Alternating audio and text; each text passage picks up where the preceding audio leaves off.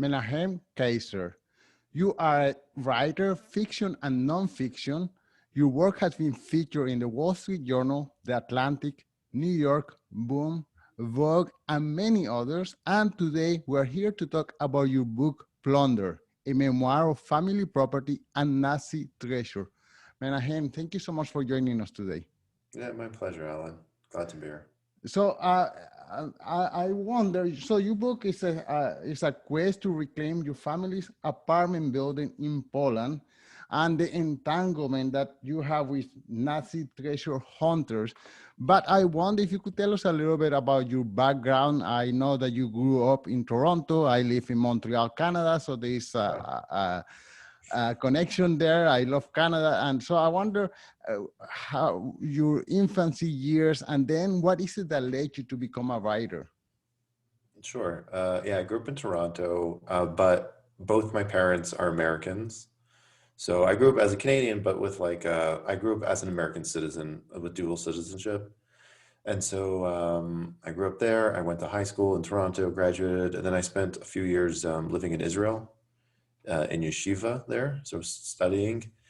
And then I went to college in New York. I went to Columbia University. And that's where that's where I really started writing. I really wanted to be a journalist, like sort of like a literary journalist, like an essayist.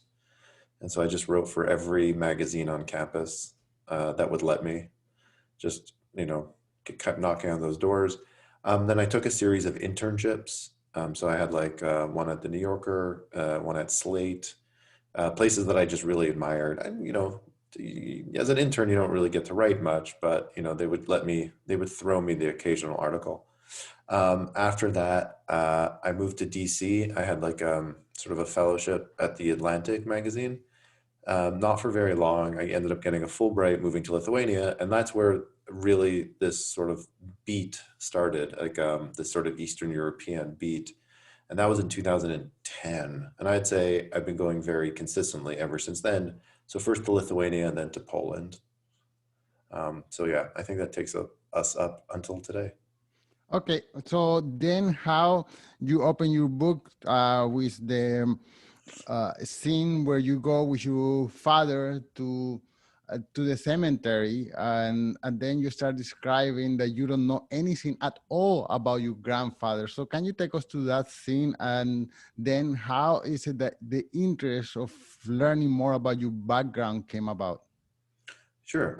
So yeah, the man I'm named after and who's sort of the emotional center of the book, my father's father, I'm named after him. He was Meyer Menachem Kaiser. I'm called Menachem Kaiser. But yeah, I didn't know him. He died about 8 years before I was born. But even more than that, I didn't know really much anything about him. He died. My father was in his early 20s when he died. And he was always kind of this sort of mysterious figure. Not even mysterious, like I didn't really have any questions. It was sort of like I was ignorant of my own ignorance, you might say. And so he was just sort of this person, and the book opens every year when I was a kid and was living in Toronto. My father would take me to the cemetery, which is a tradition that observant Jews often do on the yard site, which is basically the anniversary of the death, to go visit the grave and say psalms. And that was sort of the most, I would say, the day on the calendar that I would get closest to him, even if I didn't learn anything, because I would spend it with my father. My father was having his own sort of emotional journey on that day, remembering his father. And he never even said very much, but I was sort of next to him while this happened. Um, and then, years later, I found myself in Poland. I didn't go for any reasons, for family reasons. I never felt really compelled to visit for family. It wasn't something that was encouraged to go to Poland, or it wasn't discouraged, but it wasn't like a place that we felt it was important to visit. Like my grandparents were both Holocaust survivors. They left after the war, and the idea was, that history was closed. They were never going to go back. And but I was there for unrelated reasons, and I felt compelled, or felt there was like a sense of etiquette, you might say, to visit my grandfather's hometown. It's called Sosnovich. It's in about 70 kilometers outside of Krakow. And so I went, and that time I went, that was in 2011. That was the first time, and I really thought that would be the last time. I didn't really see at that point any reason to go back. It felt like an obligation to fulfill, like to go see the place. My father had given me this one single address, and then I sort of felt like I'd done what I could. But then a few years later, my father kept encouraging me to, look into this property that the family owned, and he had this sort of documents that he bothered me for years before I even got around to reading them. And then finally in 2015, I got to read the documents, and when I read those, I was very moved. I felt, for the first time in my life, a sort of connection with my grandfather, because I had seen that he had tried for about 30 years after the war to try and reclaim this building, or at least be compensated for it, and had gotten nowhere. He'd been frustrated. And so seeing this, really sort of, it was sort of like a whole new emotional connection, that I never really had before. And I felt moved to try and reclaim it, to sort of be in conversation with my grandfather that way. Well, okay, we will get to that in a second. But you talk about your father's religion. He's observant of the Jewish religion. I wonder how much is the Jewish religion part of your life? It's a big part. So I grew up Orthodox, and my whole family is Orthodox. So it very much informs a lot. It's what you would call an expansive religion. It's sort of the modes and the rules, sort of inform many aspects of life. And even if today I don't exactly lead the lifestyle I grew up with, it's still something that it's like a big part of my heritage, you might say, particularly in how I relate to my family. Right.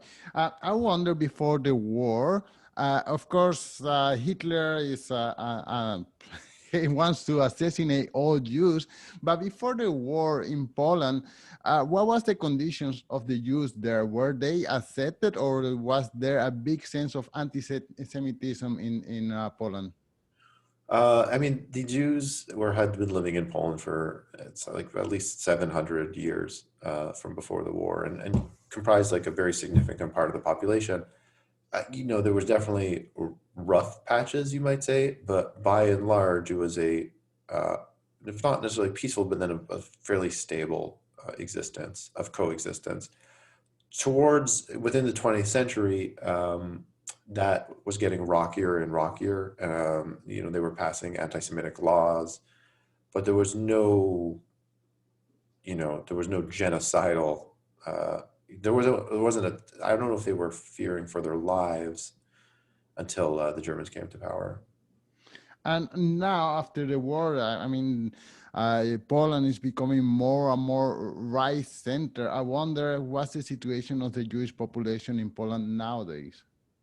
Well, now it's a small but vibrant population. And so the new government is a ultra nationalist, far right government, but they don't have designs on murdering, of course. It's more. I think the danger in Poland today, vis-a-vis the Jewish community, is one of like historical revisionism and nationalism, and sort of empowering certain kind of narratives and certain sort of institutions that undermine Jewish history.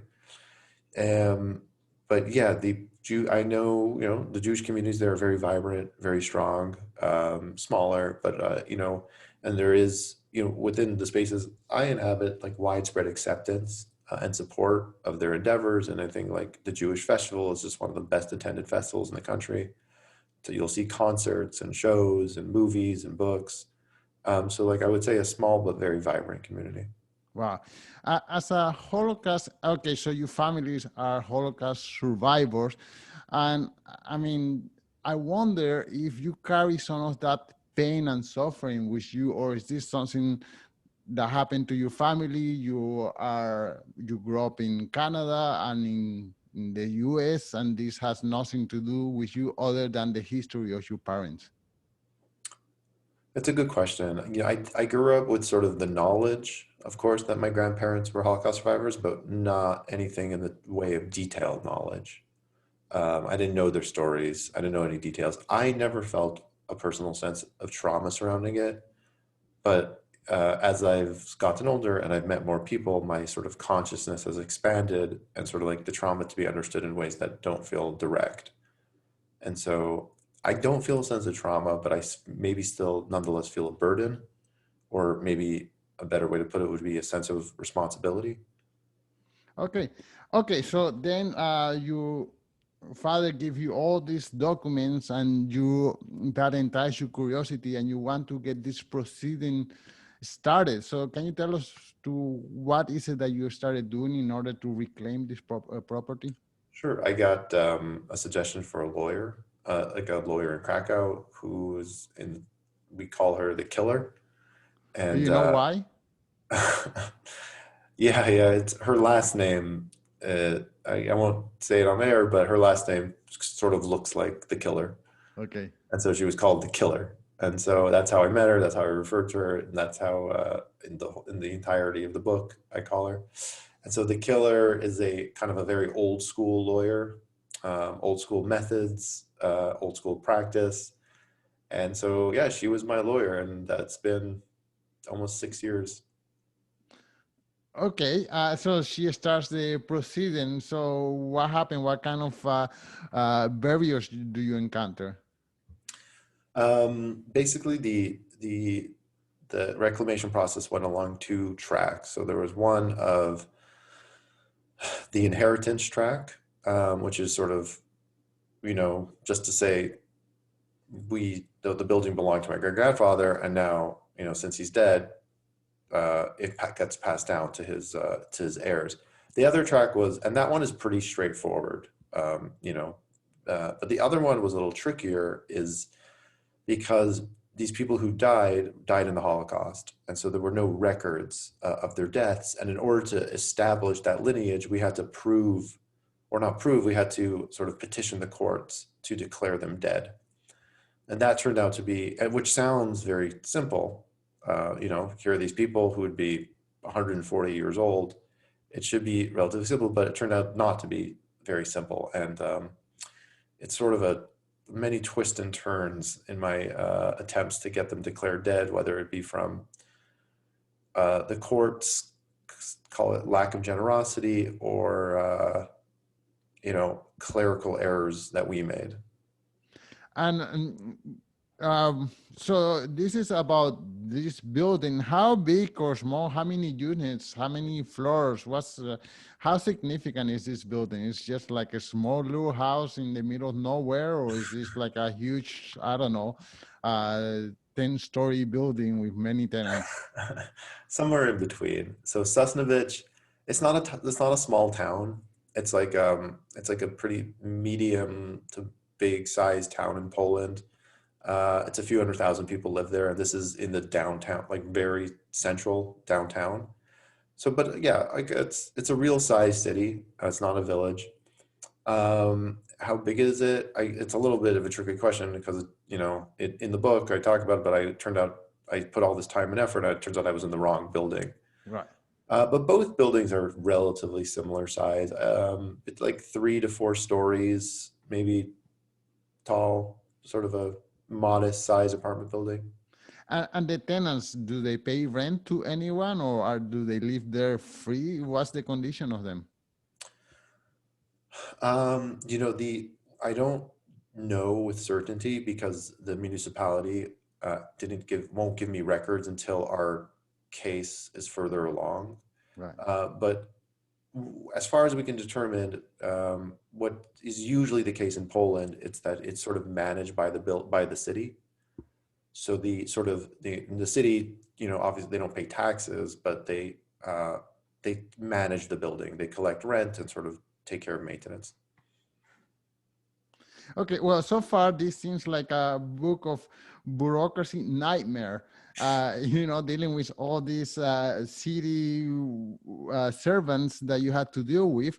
I wonder why, at what moment you decided that there is a book here. I decided, where there was, when I started this whole thing with the building, I actually was really not interested in writing a book about it. I thought it was like an interesting and personal and meaningful adventure, but I had no interest in writing a book about it. I think that story is, it's not exactly a common one, but it's one that, has been told.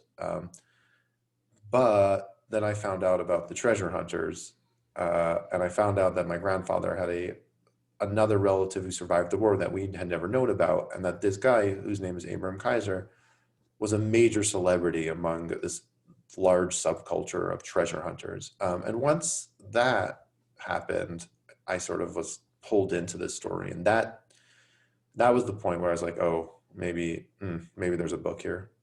Okay, so is there a group of treasure hunters right now in Poland or to Eastern Europe trying to search whatever is it that the Nazi plunder? Yeah, I mean, it's a large group. They're not, treasure hunter is not a great term. It's just like the term that gets used in English. It's more of like guys who are sort of adventurers, and some of them are looking for artifacts, and some of them are profiteering. But largely, it's like sort of mostly weekend hobbyists with a few professionals, who are sort of going to sites of mystery. And so they find a lot of stuff, but they're really more interested in the questions rather than the objects.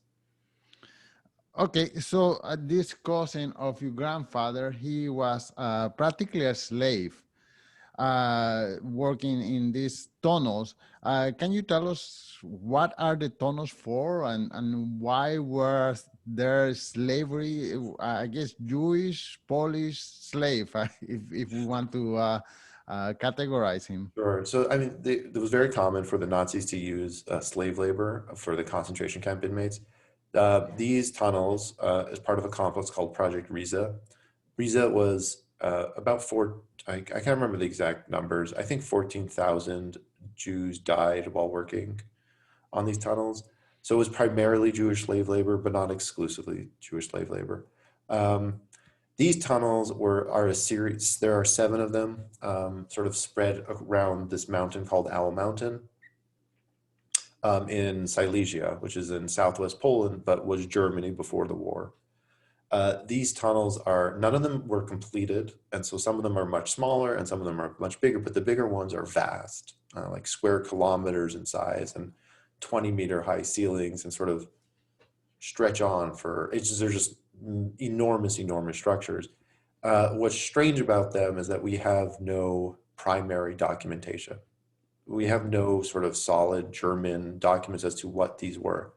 Now, in the broader sense, we could take a pretty good guess, because there's similar structures elsewhere, particularly in Germany. And so usually these were so either underground bunkers or depots or sort of headquarters. But because these ones in particular don't have any documentation, a lot of mystery has surrounded them. It's very enigmatic. And what would be some speculative uses for these tunnels? I mean, there is an enigma there, but if anyone had to guess, what was Hitler's intention with it? Yeah, I think there's like the more responsible guesses. And so the more responsible guesses would be kind of an underground headquarters, maybe for Nazi brass, that was sort of away from the capital city of Berlin and sort of like somewhere more rural, which, and so, and maybe people, underground weapons factories.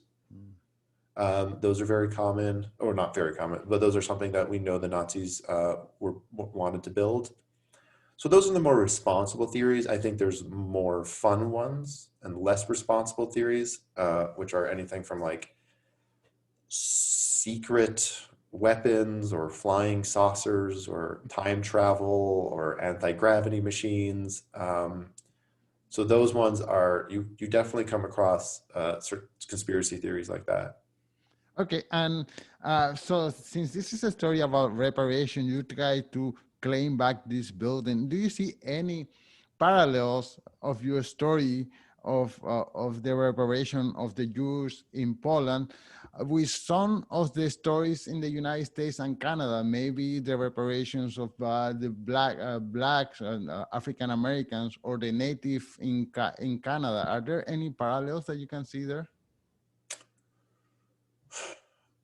Um, that's yes. I think there's always going to be a sort of parallel in terms of when we understand money owed in terms of historical justice. And I'm reluctant to like to make that parallel any further because I think it's different. I don't live in Poland, and so in terms of how it affects my life today, like not having this property, I think it's minimal. And that's not to say there isn't like a moral right to it. So I do, but I think with some of these other communities, I think sort of the injustice continues, Mm. and it's sort of like a root of an injustice, and it's the same land. So I think that is an even trickier and probably more urgent case. To say nothing again of moral legal right. Um, but yeah, I think, and I'm not qualified really to speak of American reparations, but I'm very interested in learning more. Right. Okay. And one last question. What was the impression of the tenants when you came to the building and declared that you were going to try to I don't know, repossess the building? Were they afraid for their, I don't know, for their house, for their living, or they just say, okay, sure, no problem? Yeah, I didn't march in. I didn't come in and be like, hey, it's mine. First, I went in like kind of soft and I met some of them and I spoke. And, they ended up being, some of them were suspicious even before they knew who I was and what I represented. But most of them were just extraordinarily warm, and kind, and open to me. Now, and I ended up making relationships and learned a lot from these people. But then I realized there was a typo on one of my documents and I was in the wrong building. And so I sort of faced this decision of whether or not to start again in terms of how I approach the buildings. And yeah, it's I'm not. It was a tricky situation. But I do think there was a sort of moral obligation on my part to, at the very least, be aware of the effects of my actions. Well, it's almost like, we are hit right now by COVID-19, and some people who haven't been able to pay their rent now fear being evicted. Do you know if some of them fear that they will be evicted, and maybe you, I don't know, do renovations and make it a, a luxury building? I mean, this is the stories that we hear often with the people who are being evicted from their houses now. Yeah, I Yeah, don't know. I mean, I think this is a long, long, long process. I don't think anyone in my family is interested in evicting anyone. right. I, I don't, yeah, no one's out to build a shopping mall. Okay, well, this is an amazing story. I wonder if you could tell us one more time the title of the book and where people can follow you. Sure, it's called Plunder, a memoir of family property and Nazi treasure. It's widely available. It comes out Tuesday, March 16th. You could buy it on Amazon or Bookshop or Powell's or wherever you buy your books or your local bookstore. You can more information on my website, which is mnchm.com. And really, yeah, just if you Google Plunder and Kaiser, you should be able to find it pretty easily. Okay, Menachem, thank you so much for your time. Thank you, Alan.